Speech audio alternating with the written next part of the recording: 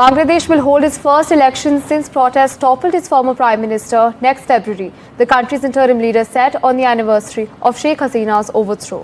Now, Mohammed Yunus made this statement on the day at the end of the celebrations for what some have called the country's second liberation. Let's in fact listen in to what he had to say. এবার আমাদের সর্বশেষ দায়িত্ব পালনের পালা নির্বাচন অনুষ্ঠান। আজ এই মহান দিবসে আপনাদের সামনে এই বক্তব্য রাখার পর থেকেই আমরা আমাদের সর্বশেষ এবং সবচেয়ে গুরুত্বপূর্ণ অধ্যায়ে প্রবেশ করব। আমরা এবার একটা নির্বাচিত সরকারের কাছে দায়িত্ব হস্তান্তরের প্রক্রিয়া শুরু করব। অন্তর্বর্তী সরকারের পক্ষ থেকে আমি প্রধান নির্বাচন কমিশনারের কাছে চিঠি পাঠাবো যেন নির্বাচন কমিশন আগামী রমজানের আগে 2026 সালের ফেব্রুয়ারি মাসে জাতীয় নির্বাচন অনুষ্ঠানের আয়োজন করেন।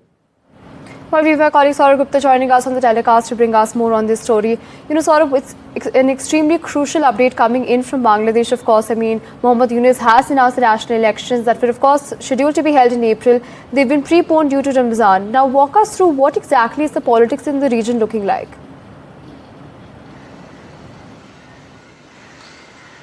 Well, there was demands from several political parties in Bangladesh to bring forward the date of the elections. April was too far off and seen as a delaying tactic by the interim government.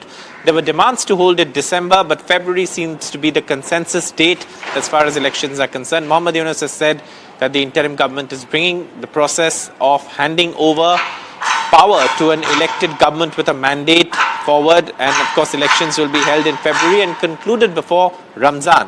That's important because the Awami League, of course, which was overthrown, will not be contesting the elections. It's been banned.